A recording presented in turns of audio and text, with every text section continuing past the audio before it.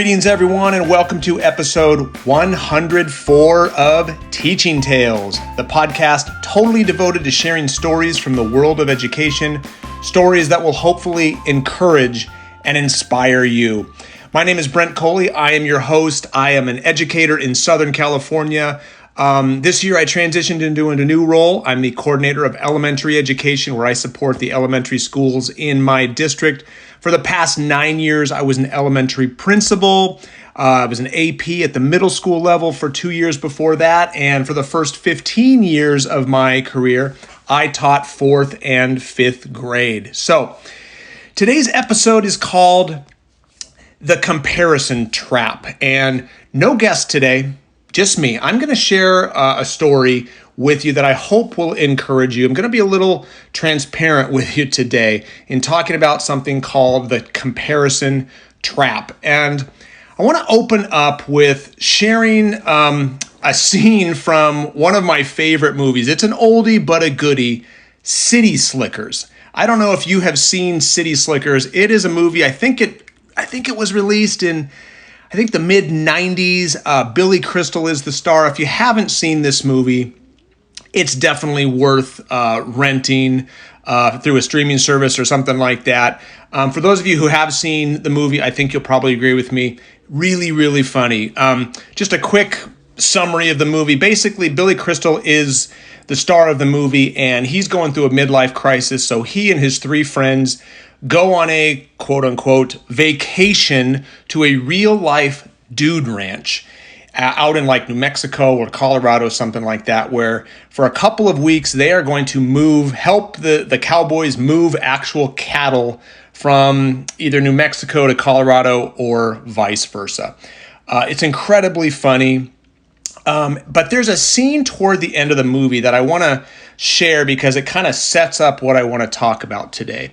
There's a scene at the end of the movie where the 3 friends, they're riding on their horses down the trail, and they ask each other the question, hey, what was your best day? And then what was your worst day? So what was your best and worst day? And they said, and you're not allowed to say the birth of your kids or your wedding day because that's too easy. So basically one of the friends, Billy Crystal, talks about, he shares kind of the background story of when his wife had found a lump and they had to have it checked out by the doctor. And for several weeks, they were just really worried that it might be cancer. And he shared that his best day was the day that they got the news back from the doctor that it was not cancer. That was his best day. And then he shared his worst day. One of his friends, he shared that his best day was when he went to a baseball game with his father. He said that no matter how much conflict there was with his dad and him growing up, baseball was something that always brought them together. So that was his best day. He described a day with his dad at a baseball game. And then he talked about his worst day. And then they get to the third friend. I think his name was Ed. And they said, so Ed, what about yours? And at first Ed's like, no, I don't want to do this. I don't want to play. And they're like, no, come on, we did it. You got to do it. So after a couple moments, he says, okay. And he goes on to describe the day as a young boy that he stood up to his dad, who they had just caught cheating on his mom for the umpteenth time. And he basically says that that day we'd had enough, and I stood up to my dad and basically realized that, you know what, you're not just cheating on mom, you're cheating on me, you're cheating on my sister, you're cheating on us. And he talks about how his best day was the day that they stood up to dad and they left, and he took care of his mom and his sister up until, basically for the rest of their lives. And Billy Crystal and the other friend are like, oh my gosh, like, if that was your best day, Ed, what was your worst day? And he looks at him and he says, same day. So I tell that story to kind of set up the story that I want to share here. I don't know if you've ever been asked the question, like maybe it's your best day or your worst day, but kind of taking it a similar question, what's your greatest accomplishment or your biggest disappointment? I don't know if you've been asked that before. I've been asked that before. Recently, I was asked that question. And if I were asked, what's your greatest accomplishment? Kind of like, what's your best day? What's your greatest accomplishment? And you're not allowed to say anything related to family, because obviously my family is what I am most proud of. My amazing wife, my two kids who are now both adult. They're both 18 and almost 22. They are obviously what I'm most proud of. But if I'm not allowed to choose them, I think probably one of my greatest accomplishments is the fact that I've written and published 2 books. For those of you who know me, I've written a couple of books. I wrote one for teachers, and I've recently written and published one for kids. My teacher book is called Stories of Edu Influence, and I really felt called to write that. It's real life stories from my experience, with the implicit goal of encouraging educators, whether they're teachers, administrators, anyone in education, to remind them that their work is important and that they make a difference, even on those days that it doesn't feel like they're making a difference. And I didn't write that book to make money. That was not my goal. And it's a good thing, because I have not made a lot of money on that. But again, that wasn't the goal. I didn't set out to quit my day job. I didn't set out to make money.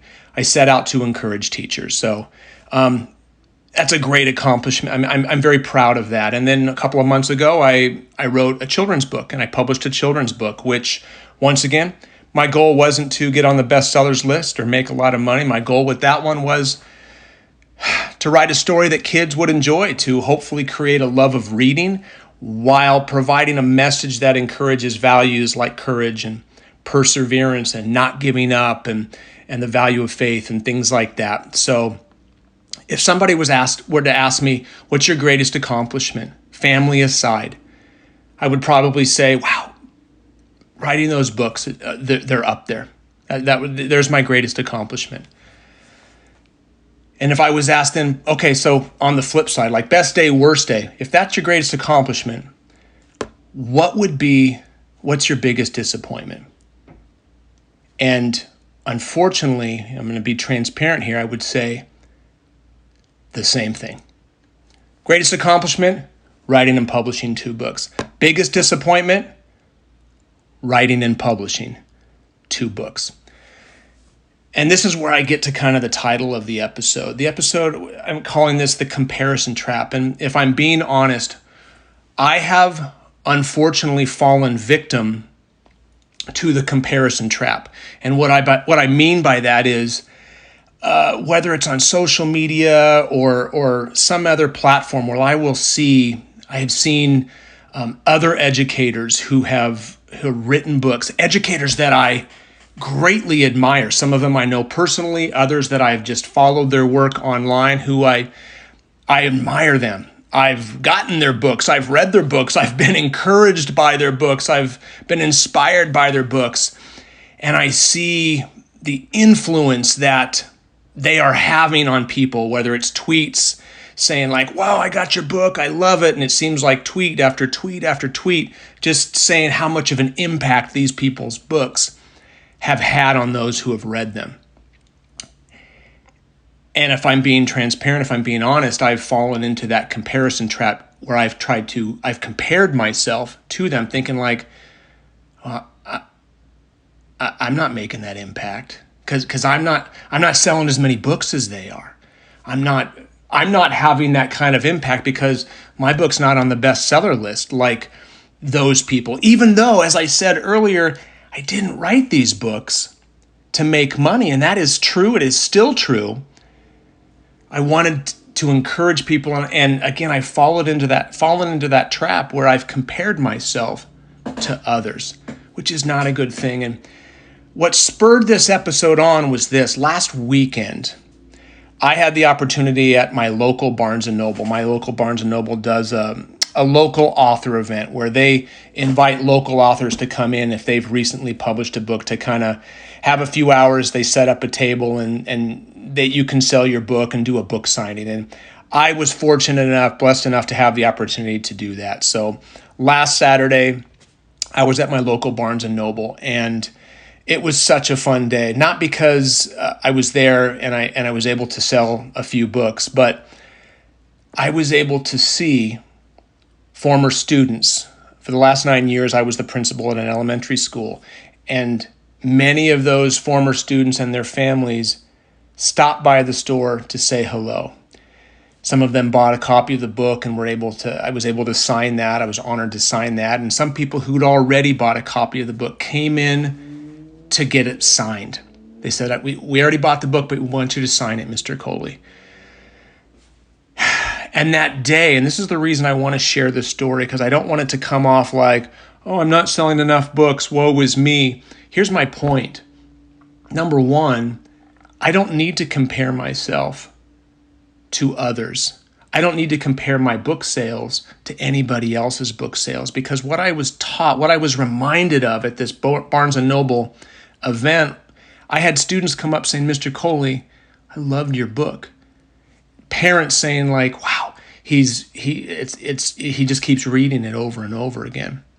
And I was reminded of this important fact. Ironically, I was reminded of something that I wrote about in chapter 11 of Stories of Edu Influence, which is, if what I do makes a difference for one single person, all of the effort that I had to put into that work, it was worth it.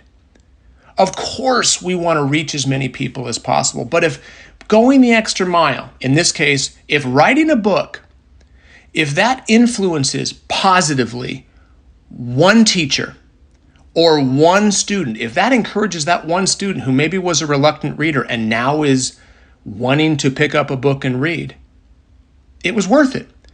If writing that children's book has encouraged and caused a family to sit down and read together and maybe have a discussion afterward about the concepts and the values in the story, it was completely worth it. Doesn't matter if I'm selling a whole bunch of copies. Doesn't matter if I'm selling 2 copies. If I sell 1 copy and that family is encouraged, that student is encouraged to read, that family is encouraged to read together and have a discussion, it's worth it. If one teacher was encouraged by my book for teachers, Stories of Edu Influence, it was worth it.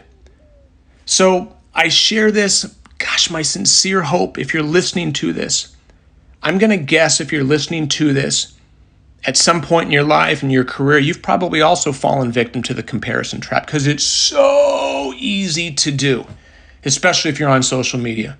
Because on social media, everybody puts their best foot forward. Everyone looks so polished, whether it's filters on pictures making us all look great. Nobody tends to post the huge mistakes that they make, the off days. They're posting all the good stuff. So I was reminded, Brent, you don't have to be on the bestseller list to make a difference. Because if one student or one teacher or one administrator was encouraged by what I did, it was worth it. And my encouragement to you listening right now, if you've fallen into the comparison trap, this is your proverbial ladder, the rope that I'm throwing down into that pit to help you climb out and say, you don't have to compare yourself. Again, I'm preaching to the choir. I'm preaching to myself. I need to hear this, but I think that there's somebody out here, maybe multiple somebodies, who also need to hear this. You do not need to compare yourself. If you've written a book, don't compare yourself to other authors. Well, I haven't sold as many as them. Doesn't matter. If one student or one teacher is encouraged by what you've done, it was worth it. Going the extra mile is worth it, even if it only benefits a single person.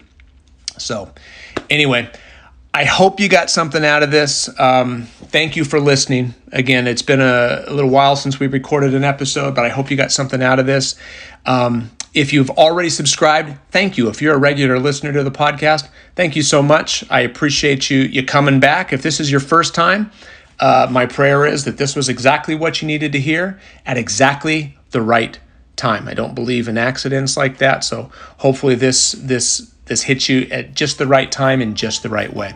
Again, if you haven't subscribed, you can subscribe in your favorite podcasting application, whether it's iTunes, Spotify, Google Play, anything like that. Or you can listen directly on my website at brentcoley.com for more information about the books. If you're interested, you can find that at brentcoley.com. So once again, you don't have to fall victim to the comparison trap. You don't have to compare yourself to anyone else. The only person we need to be better than is ourselves. Be better than we were yesterday. All right? Once again, thank you for listening, everyone. And until next time, have a good one.